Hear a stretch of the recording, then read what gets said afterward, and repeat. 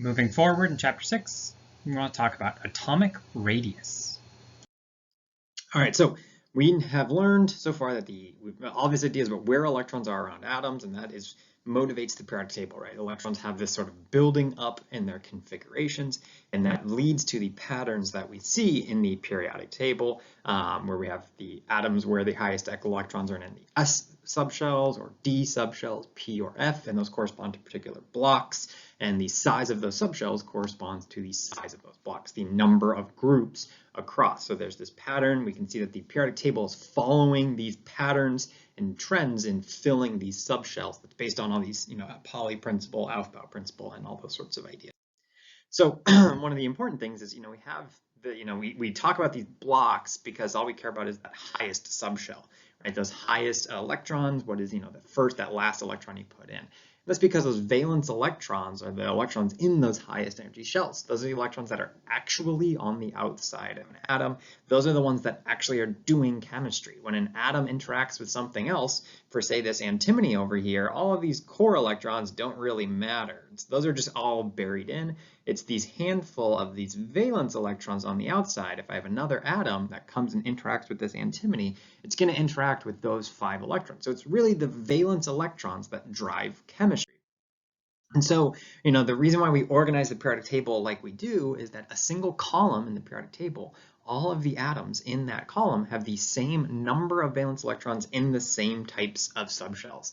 And what that means is that if they have the same types of valence electrons, and valence electrons determine chemistry, then all the atoms in a group have similar chemical properties, right? Our alkali metals, column 1 of the periodic table, they all have a single valence electron in an S subshell. It may be the 2s, 3s, 4s, 5s, 6s, and so on, but it's all the same type. So they're going to have similar chemical properties. Okay, and so this is the whole point of why the periodic table has the shape that it does. It's all about describing electrons, and that those patterns of electrons give us the sorts of similar chemical properties for everything that has that same pattern. We've seen this when we looked at ions, and we saw that we look at these patterns of ions, these electrons determine chemical reactivity, and we know that for atoms in a given column, they form the same types of ions, and the reason why they form that is because atoms tend to form ions that have 8 valence electrons. Those 8 valence electrons are the octet. We know for a noble gas that looks like this, where it can be different shells on down the periodic table, but 2s2, 2p6, say for neon, 3s2, 3p6 for argon as we go on, this idea. And so we know that there's patterns in the ions that atoms tend to form, and we can explain that based off the electron configuration, because these octet of electrons tends to be stable because we call that a full valence. There's no unpaired electrons in the valence shell. All right, so what we want to talk about is following these ideas, that ions form, we can predict them based on locations of the periodic table and following patterns and properties of electron configuration.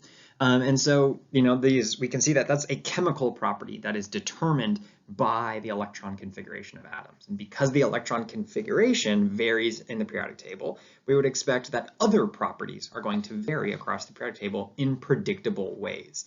Right? The whole idea of the periodic table is that there's a trend in how things are varied, or how properties vary. And so we want to look at these, and we're going to call these sorts of trends periodic trends. So there are plenty of properties that vary across the periodic table, but not in a predictable way. What we want to look at are things that vary in predictable ways. And what that means is that they're determined basically by the change in properties of these different, of the different electron configurations for my different atoms. So in order to look at trends, we first need to define some properties. So the first property of atoms that we want to look at is going to be the size of atoms. So we call this the atomic radius. So we know that atoms are not hard spheres, but they are roughly spherical-ish, and they tend to have a certain size. So they're not necessarily going to have a hard, if we think about like, billiard balls where they hit on their edges, and that's going to be a specific size. Atoms are going to be a little squishy, right, because it's electrons just taking up space on the outside. So they will be a little soft, and they're going to change in size under different situations. But overall, atoms will have some sort of characteristic kind of average size or the rough approximate size. And one of the things we do know is they are very small. So we know that all of our atoms we would expect to be very small. So, this we can see here I have chlorine and carbon atoms that are, a couple, just over 100 picometers apart. That is 10 to the negative 12 meters. So these are very, very small. And so one of the things I also want to note is that we're going to be looking at individual numbers, the size of an atom. We're going to give them a radius, right? The distance from the center out to the edge of the sphere. But it's important to note that we're kind of looking at some sort of average description of an isolated atom. But really, if you put atoms into molecules, their size is going to change a little bit. So there is some variation, but overall, we're looking at a characteristic size. And really of these isolated atoms as best as we can kind of measure experimentally or figure out. Atomic radius certainly is going to vary from one atom to the other. So the question is, what determines the actual size of the atom? And so the first thing is going to depend on just the size of the orbital. So the edge of an atom is going to be based on whatever the highest energy orbitals, whatever the highest orbital, those valence orbitals are on the atom. And so what we can do to count that is look at the highest principal quantum number of orbitals on an atom. And so we can see, for example, that lithium would have 2 as its highest, n equals 2, sodium is n equals 3, and potassium is n equals 4. Those are literally just larger orbitals. So as a result, we can see that the atoms get bigger and bigger as that number goes up. So we can see that on the periodic table, we know that the shell, that highest shell, is going to vary. It increases down a group. We can see lithium, sodium, and potassium. That's group 1A, just going down. And so we can see that this is changing. As we go down a group on the periodic table, we get to higher quantum numbers, and we'd get a bigger, we'd expect to find larger orbitals and therefore larger atoms. One thing to note, this does not change across a period. So this is one factor that affects size. It doesn't change on a period. Next to lithium would be beryllium on the periodic table. And we can see that just is the same. They're both n equals 2. So there's got to be something else that affects our size within a period. And so to look at that, we want to look at the number of protons in the nucleus. We can imagine that the orbitals contain electrons, right? And the whole reason why electrons are on atoms is because that puts them close to the positively charged protons. And so the more protons there are in an atom, in a nucleus, there's more positive charge, and the electrons are going to be more attracted to that nucleus, and they're going to contract. And so what that means, we know that size is determined by shell. You get some sort of average or kind of relative size. But the number of protons in the nucleus can cause that to kind of contract. So this nucleus right here has some protons. This would be for, say, beryllium. You have 4 protons. You're in the n equals 2 state for those electrons, and they're held kind of tightly. If we go up to oxygen, there are now 8 protons in that nucleus. It's still n equals 2, but because there's more protons, they end up contracting. Those orbitals get a little bit smaller. They get a little bit closer to the nucleus. And so we can see that if we look at this idea of increasing protons, we would expect that there's more positive charge as we go down a group and across a period from left to right. So there'd be more positive charge. We would expect for the overall effect to be a shrinking of the radius. Put these together, I can get an overall trend of how atom size changes across the entire periodic table. And we're going to focus mostly on the main groups. That's the combination of the S and P blocks of the periodic table. The D block has similar trends, but they're a little harder to see much smaller differences. But if we look just at the main group, we can see that going across a period, generally when we think about going across a period, we would think about going in this direction because that's how atomic number increases. And if we do that, we would say that orbitals get smaller because there's more protons. This is for a given period. It's the same principal quantum numbers, so say 1s and 2s in period 2. And so you're not changing the size of the orbitals, you're just adding more protons as you go across. So therefore they're more tightly bound, the electrons are more tightly bound, and your orbitals are contracting, they're getting closer to the nucleus. So the size decreases as we go across a period. We usually still talk about trends in the ways in which they increase. So what we say is from right to left, the size increases. So it's kind of counters to how we usually read English letters, but we say that, from right to left, that's the arrow that's on the slide, the size of atoms increases. Then for our groups, going down a group, we get the increase in orbital size. That causes just atoms to get bigger. So really this is that principal quantum number increases, the orbitals just get bigger.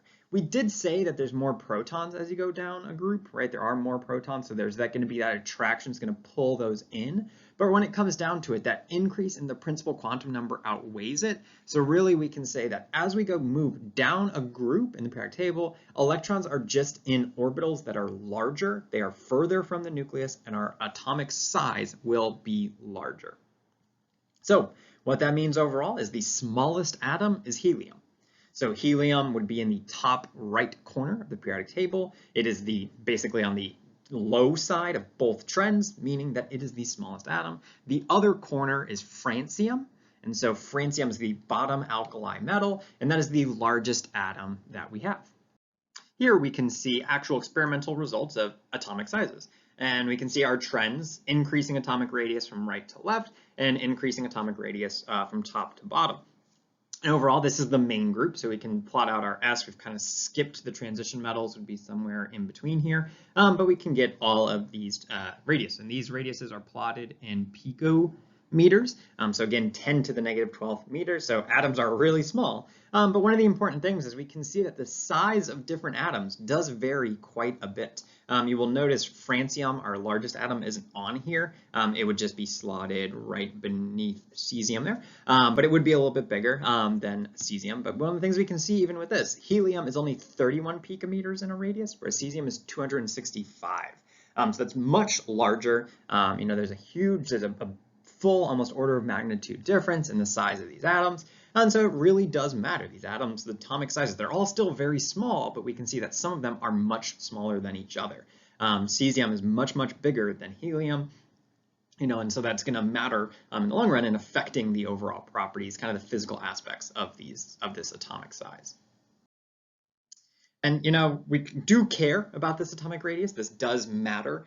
The size of atoms, affects the sizes of molecules, because bigger atoms, when they combine together, make bigger molecules.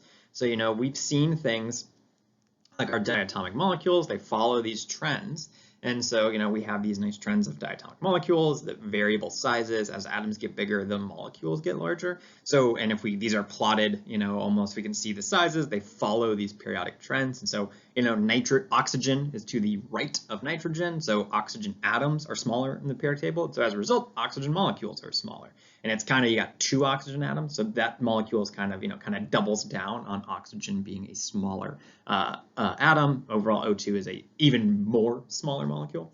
And so this, you may be familiar with the fact that, the idea of putting nitrogen in your tires, pure nitrogen, because it's better than air. And the motivation behind that is really that nitrogen molecules are bigger than oxygen molecules. And so they're going to escape less. You can think of a rubber molecules, your tire rubber is basically a bunch of like tangled cords. So, if you think about like the wires under your desk or something, that there's that kind of tight-knit mesh, and, it would take some time for something to move through there. And these gas molecules, we know, are randomly moving. They can make their way into that kind of mess of rubber and permeate out of the tire. And because nitrogen molecules are larger, the atoms are just physically bigger, it's harder for them to kind of fit through that tangle of wires that we have there and make their way out. So the motivation behind putting only nitrogen in your tires is that it would take more time for the gas to escape, so you'd have more stable tire pressure. I'm not necessarily advocating that you should use nitrogen, but that is at least the mechanism. We can understand why that would be important or beneficial over oxygen. Oxygen's a smaller molecule, so it can escape faster. I'm not sure this graphic from someone selling nitrogen does seem to imply that oxygen is leaving really fast, and I'm not sure that that's true, but nitrogen certainly does escape more slowly because they're just bigger molecules. So they stay in your tire doing their job of inflating the tire. All right, so we know that these trends have some importance. The size of atoms matters. So what we want to do is be able to kind of look at a set of atoms and figure out their trends. It's not important for us to be able to know the sizes of atoms. We don't want to memorize them or kind of know anything like that. What we do want to be able to do is look at, say, a series of atoms and figure out which ones are the biggest and which ones are the smallest. What's kind of the relative ordering of all my sizes. And in order to do that, we're really going to be asking, well, how are they related on the periodic table? This is a periodic trend, so we would expect these atoms to have, if we know how they're related on the periodic table, we can figure out how their size is related. And because, once we know how they're related, what's the trend for that direction? So I have AT, BR, CL, F, and I. If I want to look for these on the periodic table, they are the halogens. So this is astatine, bromine, chlorine, fluorine, and iodine. And so they're all over on the period on the that right side in column 7A, group 7A. And so, I want to ask, well, for this, if they're in a group, I only care about the relationship of atoms in a single column. How do these trends change up and down the column? And we know that size increases down a group. For fluorine, it is in group or period 2. Right? And then so that means that's a 2s and 2p. Chlorine is 3s, 3p, 4s, 4p, 5s, 5p, 6s, 6p. So that means that astatine is going to be the largest simply because it has its electrons in the highest shell. They all have the same type of valence electrons and the same type of orbitals. The only difference is the size of those orbitals. So we know that fluorine will be the smallest, then chlorine, then bromine, then iodine, and astatine is the largest. The periodic trends are defined for columns and for periods, right? Groups and columns, periods, rows, right? But we're not always comparing atoms necessarily in that sort of direction, kind of perfectly. And so, a lot of times, the periodic table is 2D, and we want to understand the relative size of things that aren't related so cleanly. And so what we're going to do is we're going to use kind of the corners. So we know that francium in the bottom left corner is the biggest, and helium in the top right corner is the smallest. And so overall, the trends kind of move in the same way in those two directions. And so overall, we can say that elements that are closer to francium are larger, and elements that are closer to helium are smaller. Kind of overall, that kind of, you think of a gradient across the periodic table in those two dimensions. And what we're going to do in order to kind of quantify that is by counting blocks. So counting on the periodic table, how many horizontal and vertical moves. So you can kind of think about the periodic table as a grid, and you can only move up or across, up, down, and then left, right, not diagonal. But you can kind of quantify diagonal distance using that. So for aluminum, for example, blocks from helium, it's 7. So you have to move up 2 and then over 5 in order to get to helium. And so that corresponds to, overall 7 moves across the periodic table, 7 blocks. Whereas for oxygen, you have to move 3. That's over 2, up 1. And so that corresponds to it being closer. And then selenium is 5. So selenium is over 2, up 3 to get to helium. And so, you're overall counting these number of moves. So what we would say is because oxygen is the closest to helium, it's the smallest, then selenium, and then aluminum. And so it's all of this kind of, strategies for kind of combining these together. Now, you will note that when you're counting blocks, you can lead to some fringe cases. Oxygen is 3 blocks away. Well, so is chlorine. Which one's bigger? In general, if you want tiebreakers, the group moves, up-down moves, are more of a size, but really we're not overly concerned with those sort of fringe cases. Oxygen and chlorine are pretty close in size, and so we're not necessarily overly concerned with, well, which one is the tiebreaker. If you do need to break ties, moves up and down cost more. They lead to larger increases in size or changes in size because you're going to that higher principal quantum number, which is a bigger effect. But we're really more focused on the